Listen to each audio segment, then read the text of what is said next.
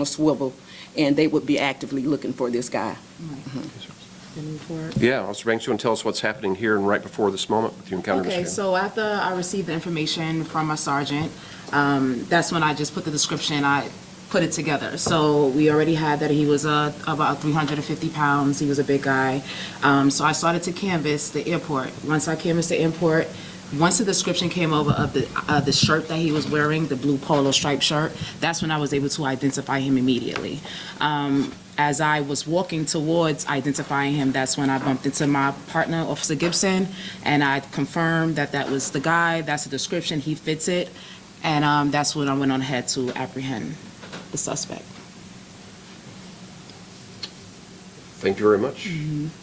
Then we would obviously transport him to our precinct. At this point, we're also alerting our federal partners. We were alerting the FBI, we were alerting the TSA, and all those federal agencies that we work closely with to be able to keep the airport safe. He would proceed to be charged. We would charge him eventually after consulting with the district attorney. He was charged with terroristic threats. Yes, sir. Can you grab the mic? Certainly, certainly. And then going over the charges that we charged yesterday, I think what's currently before the Clayton County courts now are 3 of the 4, which is terroristic threats, possession of a firearm during the commission of a felony, and possession of a firearm by a felon. Mr. Cagle was a convicted felon. He cannot legally possess the weapon, and so the FBI is working to determine where he was able to obtain that weapon. And it's my understanding, Major Wilson, that as of this morning, federal charges are also being applied, right? That's correct, sir. That's Okay. correct. And I think he's being transferred to the custody of the federal authorities. At this time, yes, sir. Yeah. So that is transpiring today. So at this time, Chief, we're moving to what type of training our All officers receive? And the training of the police department is not just for the airport. We protect 245 unique neighborhoods in the city. We also protect the world's busiest airport, the world's most efficient airport, and I would say the world's safest airport. Our officers receive training for every type of emergency that we could be called to respond to, or that you, as a member of the media, could be called to cover, from a baby not breathing to an active shooter, and everything in between. The airport does train for active shooter situations. We do train for terror attacks against that facility. We also have a special team, our airport special response team, that is specifically designed, equipped, and trains frequently to counter the type of attack that was, I believe, being plotted yesterday. Many of those resources you each can see in your travel. Some of them you can't see. We don't put everything in public view that we have in place to protect the airport, but be it bombs, be it guns, be it a stabbing attack, be it a child not breathing, whatever the emergency is, these women, these men of the Atlanta Police Department prepare for it each and every day. And that infrastructure is in place Friday through Saturday, 24 hours a day. We're going to make sure if we have the responsibility to protect any neighborhood of the city, we're going to be ready. And if we have the responsibility to protect the airport, we're going to be ready. And I do want to thank our mayor for the last 4 years, who's been investing heavily in our organization, that we can grow it back to its authorized strength, keep the officers that we hire, bring on the organization, train them well, and give them the tools they need to be able to counter whatever threat we need to do. So, again, ladies, I appreciate you, for your work yesterday. At this time, we will open up for questions. I'm going to start with Kate, and we will go all the way around, then we'll come back. I'll see you all in the back row as well. If you know that you don't want to ask a question, I see you as well. If you don't want to ask a question, just pass off to the next person, yield that time. So Kate, we'll start with you. My main question was how he got the gun, but it sounds like y'all don't know that yet. Don't know that yet, right? Our federal partners are helping us determine that. Okay, and knowing what happened yesterday, knowing how a tragedy was averted, as a police officer, how does that feel on a personal level? This is very professional, but just as a person, how does it feel to know that you can stop this? It feels amazing. I think as a police level, we don't really sit in the moment and realize, you know, the change that we made or what we prevented as far as the lives that we save. But I think after the adrenaline went down and after everything calmed down, I realized I know why I'm a police officer. I know why I'm here, and I serve at Atlanta Police Department. I'm here to, you know, serve and protect. I'm here to, you know, give protection to the airport and make sure that everyone's safe in their travel. And that's a big deal for me. That's a big deal for me.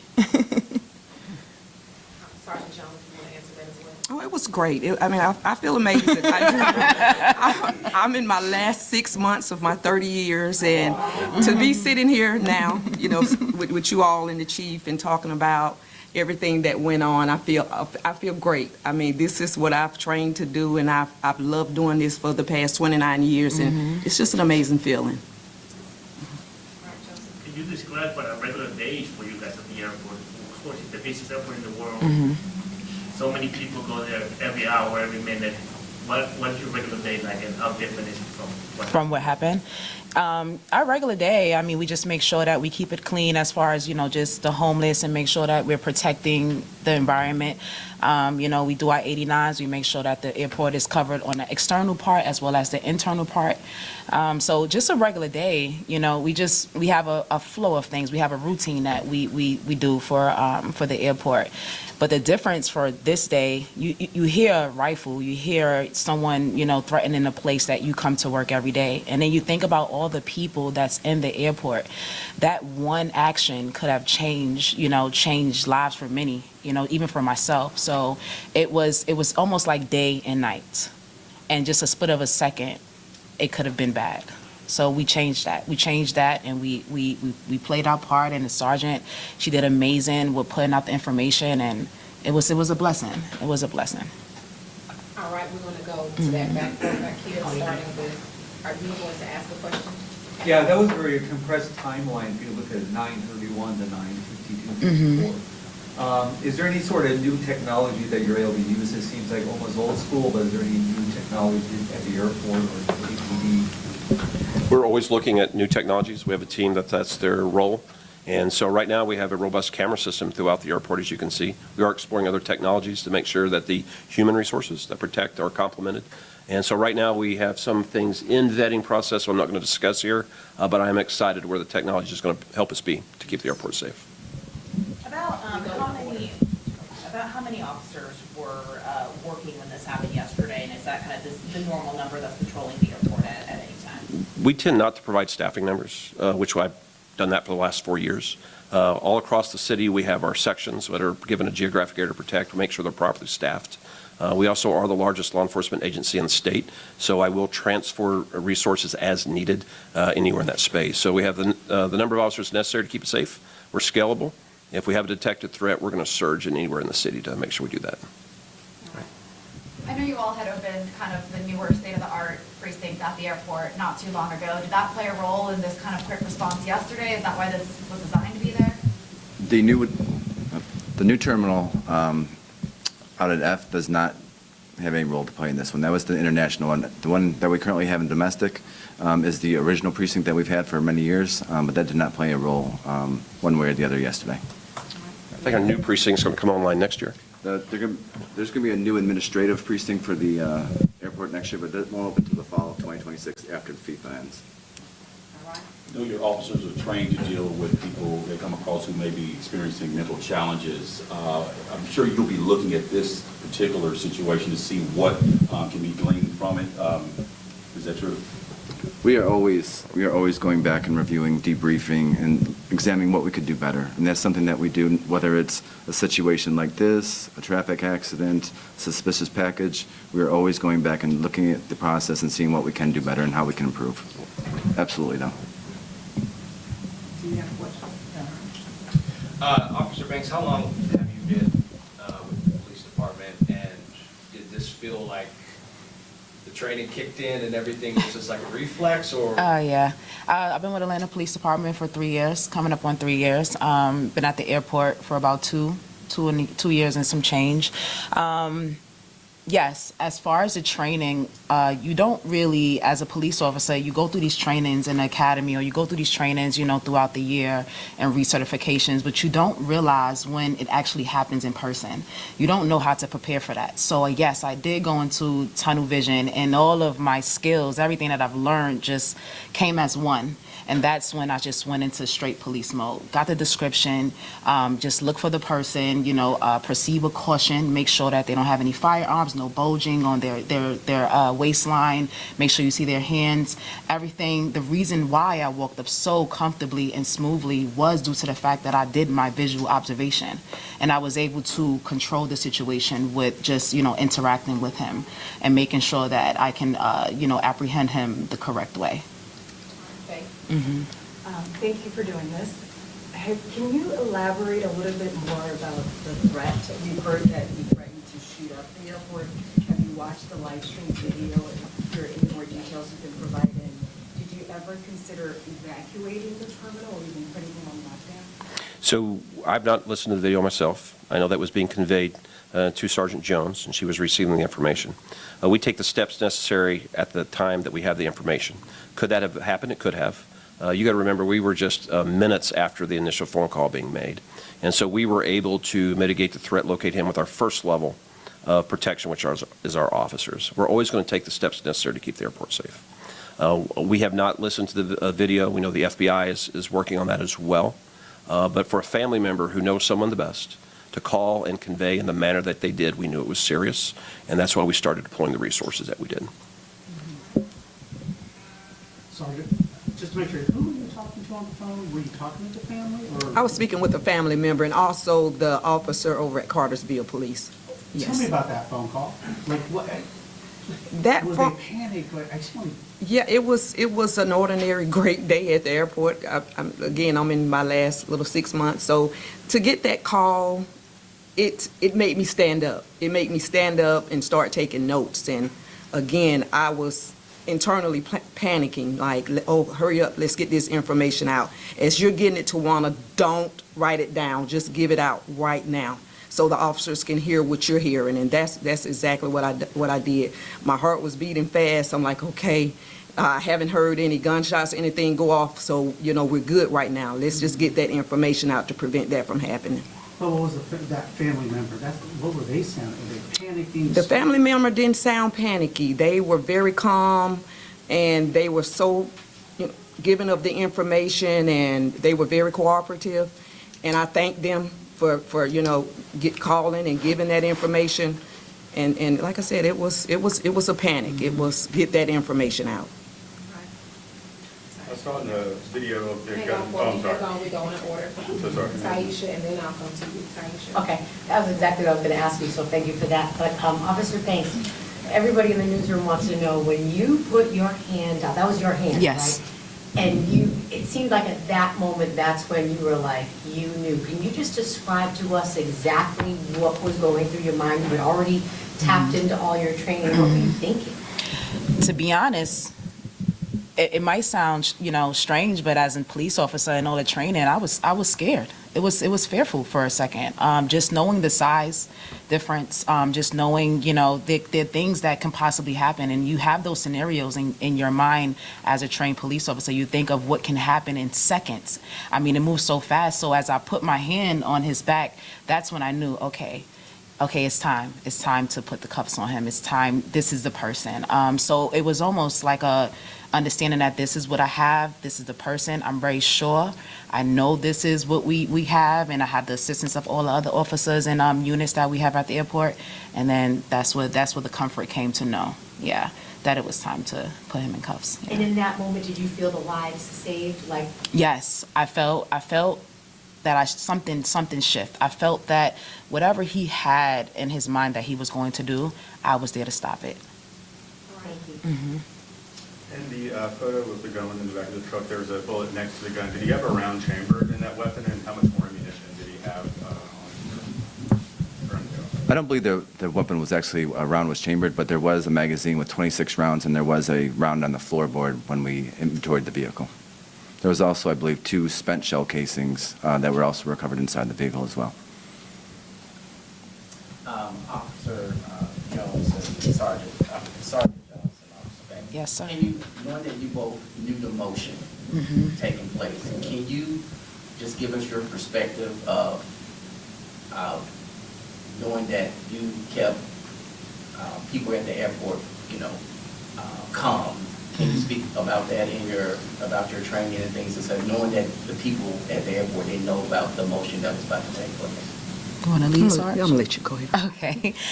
From my perspective as an officer and being on the scene, I knew that the airport was calm. No one knew what was going on, and I wanted to keep it that way. I wanted the scene to stay calm, because once things get aroused, and that's when things get confusing.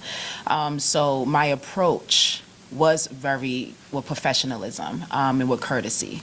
Although this person was a suspect, although this person was someone that was targeting the airport or threatening the airport, I knew that if I just, walk with courtesy, professionalism, and respect, that the situation will be handled the correct way. So I wanted to make sure that everyone was remaining calm in the airport and in the South Terminal, just so they won't interfere with what we had at hand.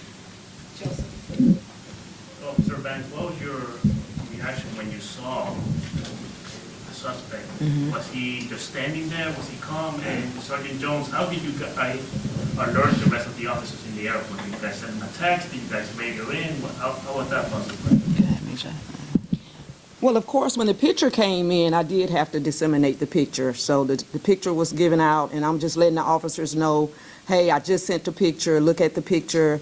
And again, as all the description of his clothing and everything was coming in, I just was giving it out to the officers as I was getting it. No, over the radio, just over the radio. Like I said, I didn't want to write anything down and sit on any information. I wanted to go ahead on and get that information out because I knew time was of the essence. So that's exactly what I did. And repeat your question for me as well. How, when you finally found him, how was he like? Was he just standing Okay, there? yeah. In the Delta area? What was he? When I noticed it, when I put the description together and I identified the suspect, and he was calm. He was just pretty much kind of scanning the place around, like just looking around and idling the area, pretty much looking like he was casing the area a little bit, just seeing, what's going on and what people are doing. And he had his phone in his hand. So he wasn't irate or anything like that at the moment. He was pretty calm, yeah. What was the reaction of the travelers around you? I mean, everything that we see is pretty much focused on him. It looks like business as usual. Did people ever notice and recognize what was happening? I don't believe so. Like I said, I was in tunnel vision as far as doing what I needed to do to just get him in cuffs as quick as possible. As far as everything going on around me, everyone was just moving as if they were doing their regular day.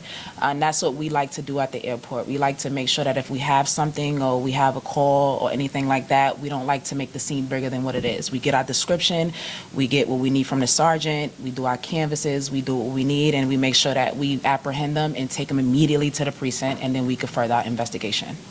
And was there any kind of mental health evaluation?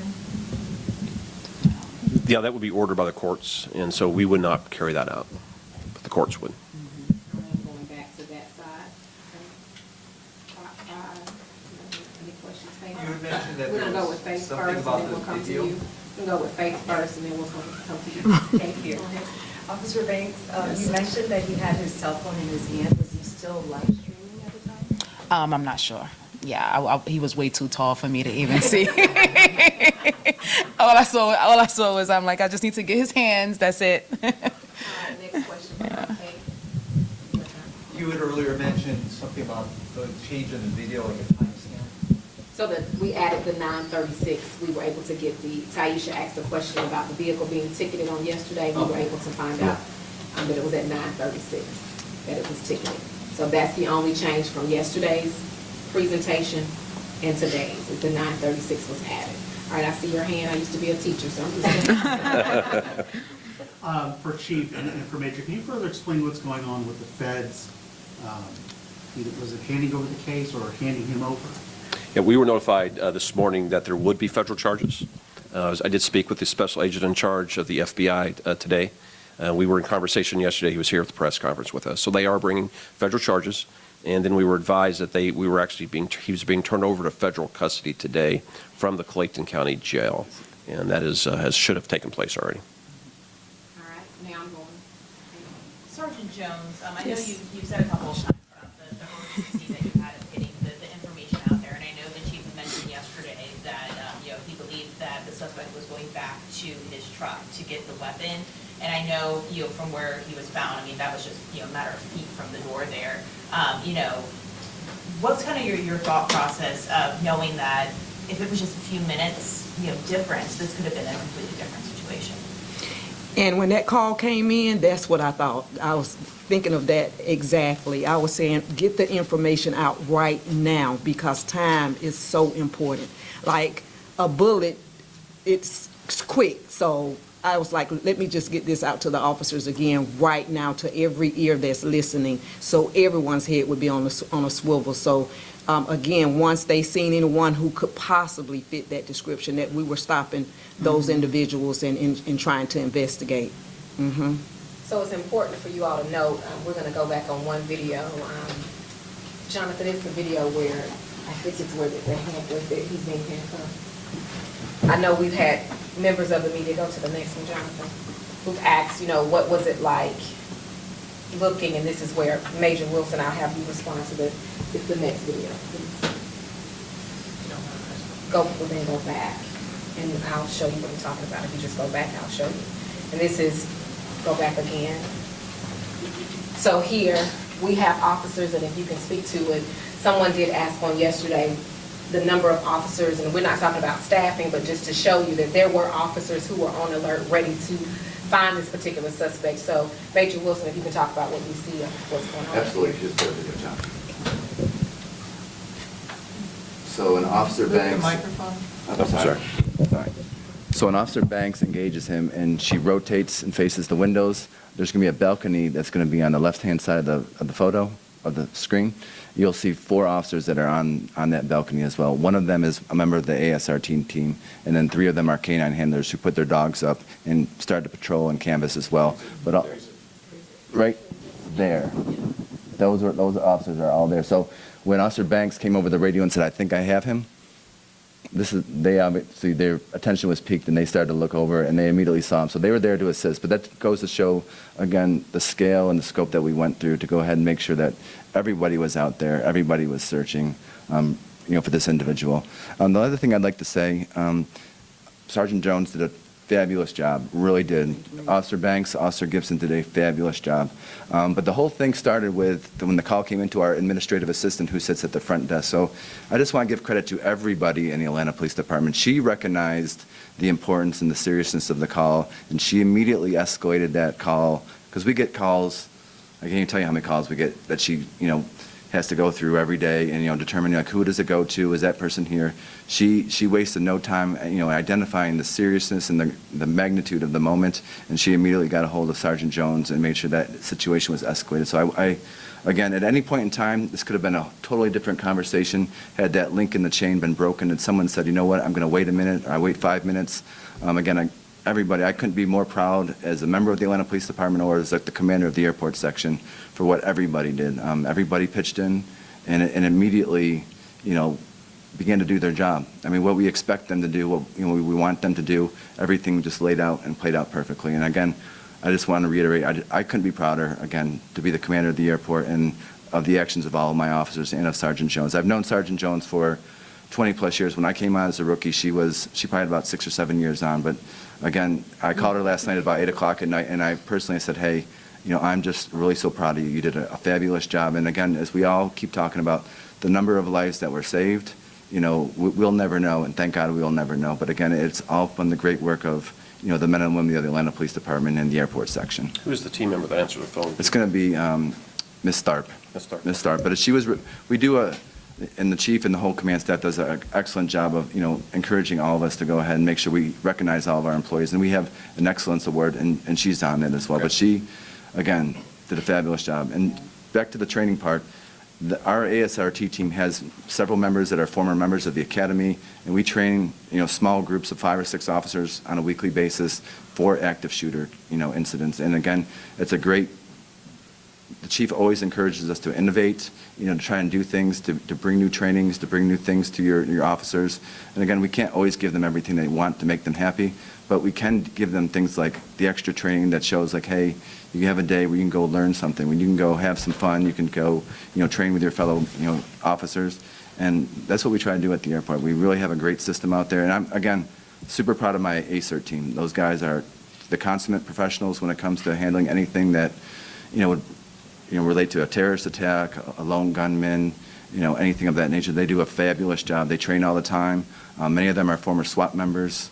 So again, when the chief talks about the resources that we have on hand, we have the resources on hand. We have what we need to do to make the airport safe and secure each and every day. And I think, that's really what the message is. We are prepared for whatever happens out there. We really are.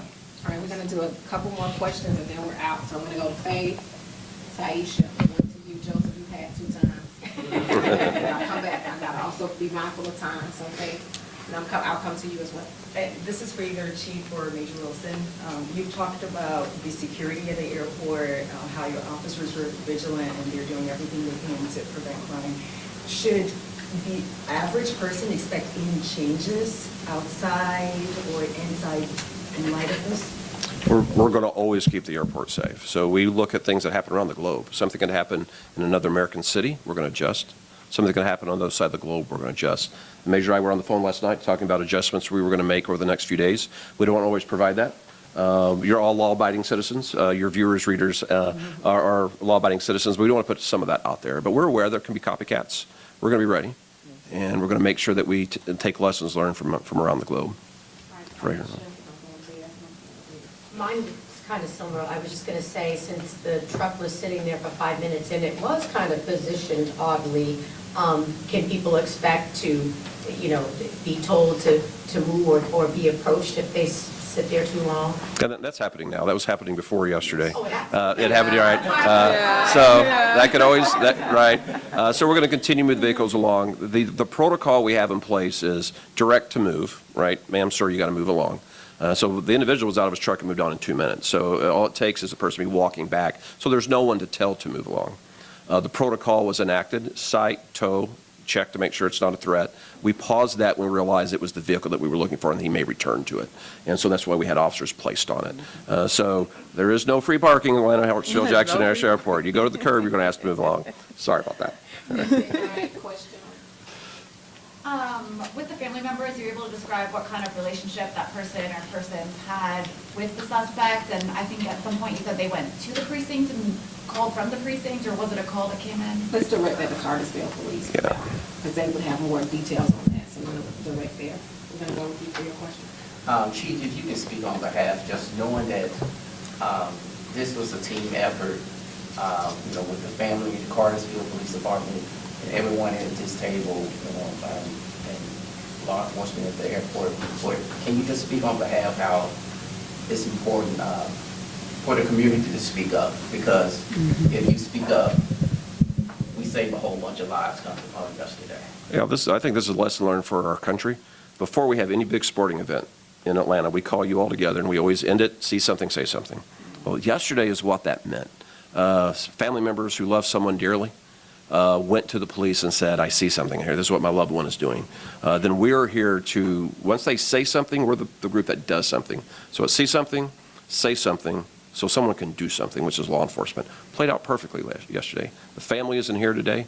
They have very personal matters they're grappling with for someone they love that needs help. And I want to commend them today. That had to be a very difficult decision. They saved lives, and they saved their family member's life yesterday. Okay? And so they are to be committed. Cartersville Police Department, almost an hour from our city, did what they were sworn to do in Cartersville by protecting Atlantans and global travelers. And then I'm glad you all are seeing today what I see each and every day. Commitment, compassion, who wear the Atlanta uniform to protect our city. I'm glad you're getting to see it today. I get to see it every day, and that's why I come to work. And you're getting to see it from 2 individuals of our department that protect you with a passion, believe in what they do, and believe in this profession. And I called them both yesterday and thanked them because I was very proud of them. And I'm glad they're here so you can see them and that you're encouraged by the police department. This is the norm of the Atlanta Police Department. The news does not define this organization. This is the norm. And so, again, thank you both. Very, very proud of you. Thank you, Chief. Yep. All right, Joseph, you're our last question. Of course, you guys released a new time manual at 9:36 at the time you guys issued the ticket. Did the officer who issued the ticket see the gun at all? See the dog inside the car? What transpired with the car after, before Mr. Cable was arrested and after he was arrested? Yeah, the car was not going to be able to be approached again. We were pushing resources to that area. I can't say when he saw the dog. I know we knew there was a weapon in there. I don't know what point, Major, that we... Well, first of all, it was ATL enforcement, the officers that you see on the curb that help people across the roadway or move people off the curb.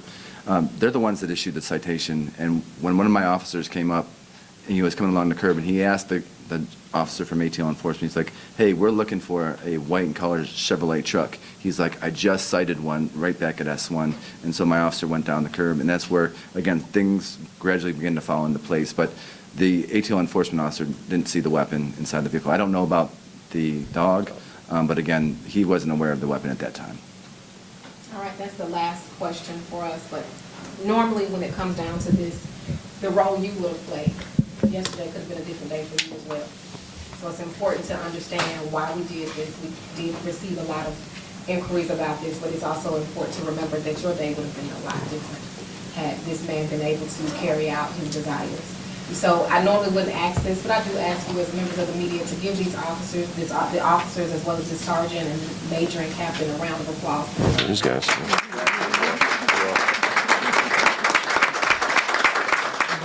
Director Spikes, if I can close on this. While we're here today, we have a member of this department that is critically injured in Grady Hospital. And so I do ask each of you and the members of our city to continue to lift him up in prayer.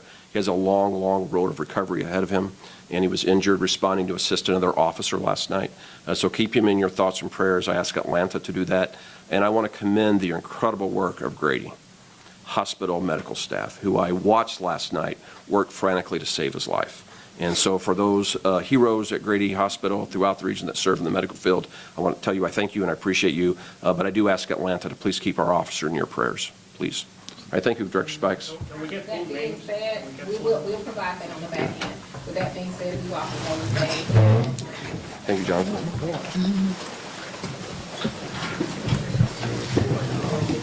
All right, thank you all. Have a good day. Thank you, guys. Appreciate you. Have a good one. Pleasure.